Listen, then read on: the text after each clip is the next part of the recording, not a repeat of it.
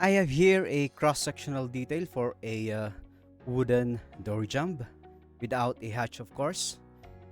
And we shall cover more on hatch on the later part of our module, since hatch requires a lot of resources from your system, similar to the spline command when converting a spline to a polyline and choosing a high precision value. Well, anyway, let's start a new drawing and save it as a door jamb detail. So let's start from AutoCAD ISO. So I have two drawings opened again. I have a new drawing file, door jamb details without any object or geometry within it. And of course, we have here door jamb, a drawing file, which we are going to reproduce. And similarly, before we reproduce this door jamb, we have to build up our layer first. We could start from scratch as we did on the beam detail tutorial by creating a new layer. But if you are to create complex drawings, it's better to either save a drawing template with several layers on it that you usually use. So please do it on your spare time and create a drawing template with your standards for your layers, dimension styles, and text styles already set on that template. That would save you later on a lot of time instead of building everything from scratch. But make sure to create those named objects, your layers, your dimension styles, or your text styles, starting from AutoCAD ISO template to make sure the units are in metric. And another way of having layers on your new drawings is by importing them from the design center from existing drawings. So let's close the layer palette first and launch our design center by pressing Ctrl 2. And you can search here on the folders list your drawing files. Currently we are on the folder design center, and by default it opens to the blocks of landscaping drawing. Okay, and by the way, these are the named objects. So we have blocks, different styles, layouts, align types, including your text styles and X reference as named objects. But it is better to import the layers or other named objects of an existing drawing on this Open Drawings tab. So click on this, and for me, currently I have two open drawings. Our drawing file, the door jamb details, you also have that. And for me, I have opened the door jamb drawing as our reference drawing. Okay, so we need to import layers from an existing drawing. So for me, I could select this door jamb and then double click on layers, and these are the layers that I could click, drag and drop onto door jamb details drawing.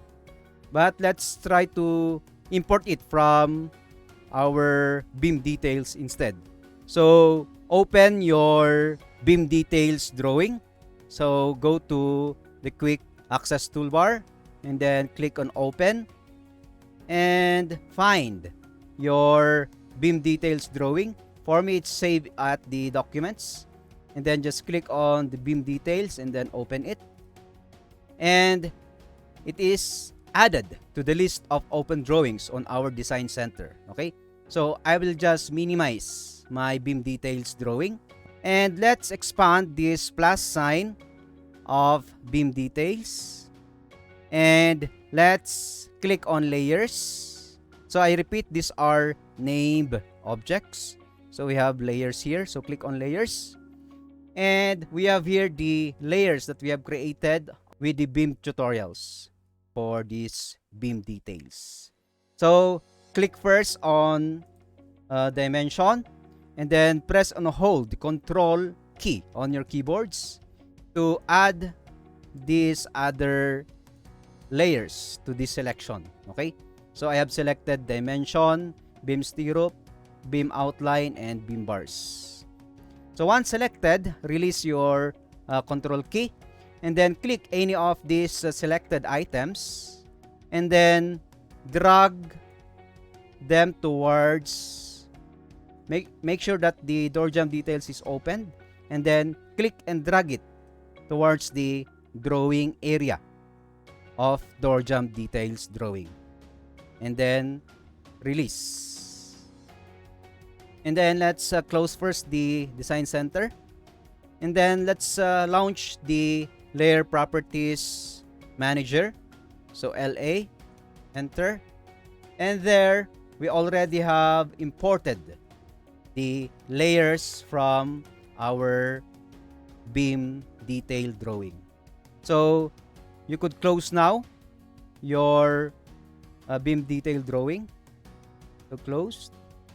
Of course, we should not carry this naming because it's not logical for our door jamb. So we have to rename it logically. So let's check on the layers of the door jamb. And we have layer for center line, dimension, and door jamb outline. So we only have 3 layers, okay, for our door jamb. And since it's just a standalone drawing, we did not to be elaborate on naming the layers. But I repeat, if you have complex drawings, it's better to be much more specific of your layer naming. So let's go back to our door jamb details. So we retain the dimension, so this is okay for us. We change stirrups. We could change its name to center line. Okay, so let's go back again to door jamb details, then click. I could right click and then rename. Okay, so let's name this as center line, then just click outside to accept the renaming of the layer. And then we have door jamb outline, which is cyan. So let's try to rename this beam outline. So select first and then click again so that we could rename it. Okay, now I'll click just after beam and then highlight the beam and then change it to door jamb as such, and then click outside again to accept the change. And then of course we have to change the color to cyan. Okay, so the color is number 4, so presumably this will be with a line weight of 0.4 mm, or on our technical pens we will be using 0.4 tech pen. Then okay, so we are done. 1, 2, 3, and we don't need the beam bars, so we need to delete this. So select on beam bars, and then you could just press this icon on the layers palette, but I could also right click and then delete. So I usually use right click. You could choose from here, but for me it's better for me to just right click. I could create new layer, but we need not to create it, but we could just simply delete it here on the shortcut menu by right clicking them. Okay, so right click and then delete. So we are now set with our layers, and now of course ready to create this geometry. Let's double click on door jamb outline to set it as current because we'll be drawing the geometry of our door jamb. So double click to set it as current, and then just click here to close our layer properties palette.